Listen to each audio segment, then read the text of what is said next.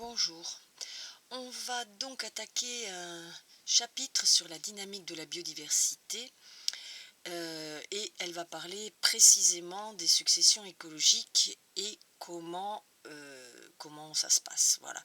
En fin de compte, je vous ai mis au début du cours le but du référentiel, le but que, bon ben voilà, à Paris, ils veulent mettre en première position, c'est comprendre que de toute façon, un écosystème ne peut pas rester dans un état d'équilibre éternel.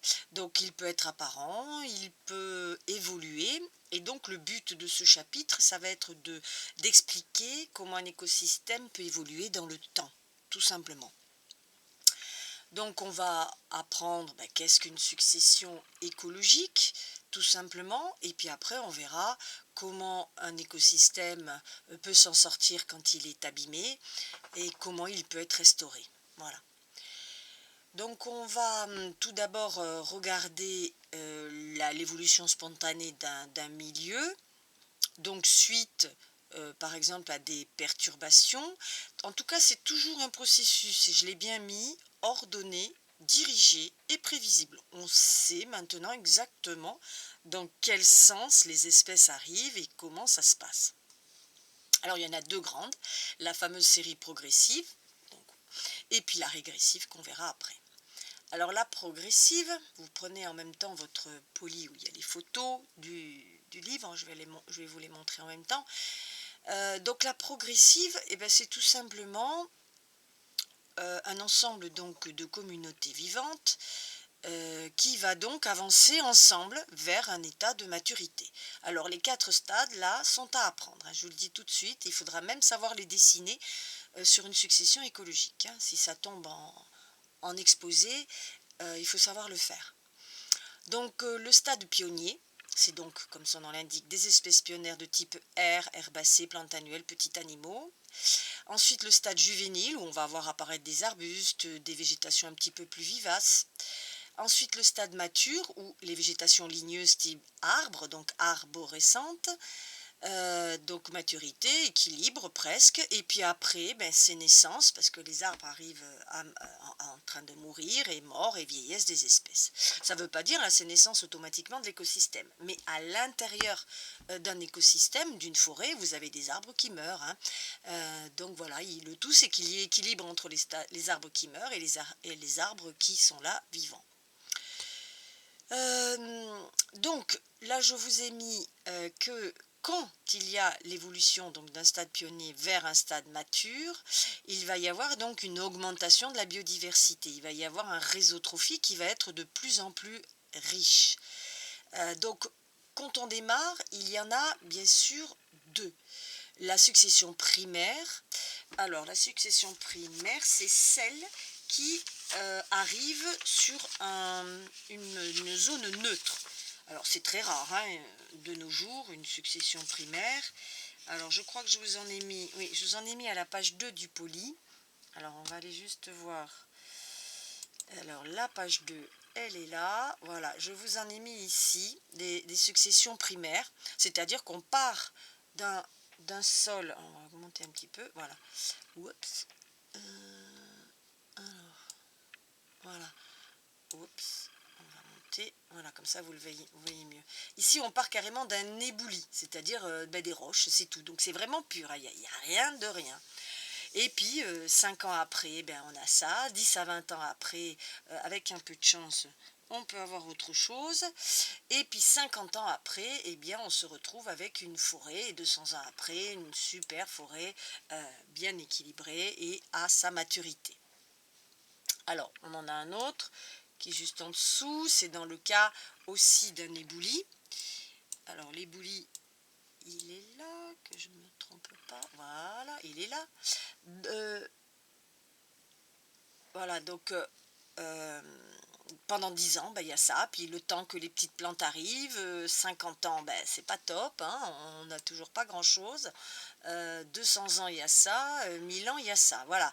Donc pourquoi? Parce que le sol ne devait pas être très très riche, il faisait peut-être froid, donc du coup, ça ne s'est pas développé, de façon fulgurante, hein, il a fallu 1000 ans quand même, hein. Et puis vous en avez un autre exemple de pelouse alpine qui est là, donc avec un sol dénudé, après une pelouse qui est reconstituée entre 100 et 1000 ans. Bah alors voilà, donc tout dépend de l'altitude, bien sûr du climat, et puis de ce qu'il y a autour pour qu'elle puisse évoluer correctement. Voilà, donc ça ce sont les 3 exemples que vous avez sur votre poli. On revient au cours, donc ça c'est la fameuse succession primaire. La roche apparaît, les premiers pionniers arrivent, etc. Bon, ça, c'est pratiquement, voilà, on démarre jamais d'une succession primaire, même en sujet d'examen. On part généralement d'une succession secondaire. C'est quoi une succession secondaire? C'est-à-dire qu'on avait un écosystème bien, nickel, en forme, et puis tout d'un coup, il y a eu une perturbation, il y a eu un feu, il y a eu une tempête, il y a un cyclone, etc. Et du coup, tout a été cassé, abîmé. Et comment, justement, cette succession secondaire va se faire? Donc l'arrivée progressive, bien sûr, d'espèces pionnières, juvéniles, etc., avec un enrichissement et de la biodiversité et bien sûr de la matière organique. Alors, celui de la page 1, voilà, c'est tiré du livre, hein, tous ces schémas. S'ils sont mal sortis à la photocopieuse, vous les avez sur internet, hein. Alors attendez, on va les agrandir quand même un peu. Voilà. Voilà, ils sont tirés du livre que vous avez au CDI en double exemplaire, je crois, le guide illustré de l'écologie. Mais vous avez plein de schémas de ce livre qui sont aussi sur internet, hein. Donc si vous voulez vous les imprimer en plus grand, il n'y a pas de problème. Alors là, c'est le cas classique d'une succession primaire qui donc a démarré sur un sol, bon, qui était... Alors nous, on va pas dire primaire, on va dire plutôt une secondaire, où on a abandonné, voilà, mettons que ce soit une friche, hein. Donc cette partie-là, c'est une friche. Donc à ce moment-là, donc il y a des bulbes, des rhizomes, des graines. Là, on vous met l'espèce annuelle, de temps en temps un tout petit ligneux, mais bon, c'est vraiment pas ça. Après, donc, on a la fermeture au bout de 20 ans, donc en deuxième position, du tapis herbacé, on commence à avoir des petits arbustes. Après, on commence à avoir une lande arbustive. Et puis, la lande arbustive fait de l'ombre pour que les arbres, les pins, puissent pousser correctement. Voilà un exemple de forêt de pins, hein. Donc attention, c'est pas pareil que pour les feuillus. Et puis, vous avez aussi les oiseaux et... En fin de compte, ce schéma est déjà tombé, pas en bac S, il est tombé en bac STAV. Bien sûr, il vous avait enlevé toutes les informations sur le côté et on vous demandait d'expliquer cette succession, enfin on demandait aux élèves d'expliquer la succession écologique. Et là, effectivement, on n'a pas du tout les mêmes oiseaux. Au début, on a le pit-pit, l'alouette, la mésange, et puis dès que le milieu commence à être beaucoup trop ombragé, puis avec des arbres, et bien à ce moment-là, c'est d'autres oiseaux qui ont besoin sûrement de nidifier en hauteur ou faire des trous dans les troncs. Donc le bruant, le pinson, le pic, hein, n'en parlons pas puisqu'il fait des trous pour faire ces petits nids. Donc voilà, on voit qu'il y a une évolution de la faune qui suit en même temps la végétation. Donc là, ils vous ont mis l'exemple des oiseaux, hein, et vous aurez pu mettre aussi de mammifères ou autres. Donc ce petit schéma est sympathique. On essaiera d'en faire quand on fera les révisions un peu plus simples, hein, parce que bien sûr vous n'allez pas faire les oiseaux en haut, mais voilà, il faut apprendre à faire un dessin de succession secondaire progressive. Voilà, ça il faut absolument savoir le faire. Alors vous en avez d'autres qui est sur la page 2, donc celui-là qui vous montre que après un incendie, donc phase de rajeunissement, phase initiale, phase optimale, donc 170 ans, voilà, déclin, ça c'est un exemple. Vous en avez au niveau aquatique, donc c'est tout ça, c'est sur votre poli, hein. Vous avez donc un étang qui se retrouve moins oxygéné, avec un sorte de sédimentation qui arrive et une forêt qui prend la place au bout de quand même pas mal d'années, puisque c'est 1920 et 1990, hein, donc à peu près 70 ans. Et là, vous avez la vue d'en haut, et ça, c'est la vue en coupe. Voilà. Donc la série progressive d'un petit étang de 5 hectares laissé à l'abandon, donc sans oxygénation, sans travail. Voilà. Alors, un autre exemple de blocage de succession progressive, donc on avait une pelouse qui était entretenue par des bêtes, et puis elle a été abandonnée.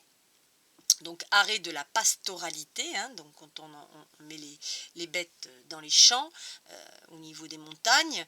Alors, ou deux cas possibles où la lande, donc il y a des petits rhododendrons, des petits semis d'épicéas mettent 20 ans, après la lande mosaïque 50 ans, et on arrive à une belle forêt d'épicéas et de sapins au bout de 200 ans. Soit ça se passe pas comme ça, c'est plutôt une lande avec des myrtilles, des rhododendrons, il y a du marcottage et puis, en fin de compte, la croissance devient vigoureuse et elle interdit la recolonisation forestière. Donc en fin de compte, les arbres n'arrivent pas et bon, ben, ça peut se passer, mais ça mettra beaucoup plus de temps. Ça peut rester dans ce stade-là. Voilà, tout ne se passe pas, toujours de la même façon. Vous avez ensuite un autre exemple qui est la succession progressive secondaire. Alors, on peut l'agrandir un peu. Voilà, donc vous avez un sol. Alors voilà, l'intérêt d'avoir tous ces petits documents, bon voilà, c'est pour vous donner une petite idée de comment vous allez faire votre dessin, votre schéma, lequel vous allez choisir, qu'est-ce que vous allez mettre dessus, est-ce que vous êtes bon en dessin et vous me faites des petits arbres, si ça va pas, ben là ça va être un petit peu plus délicat.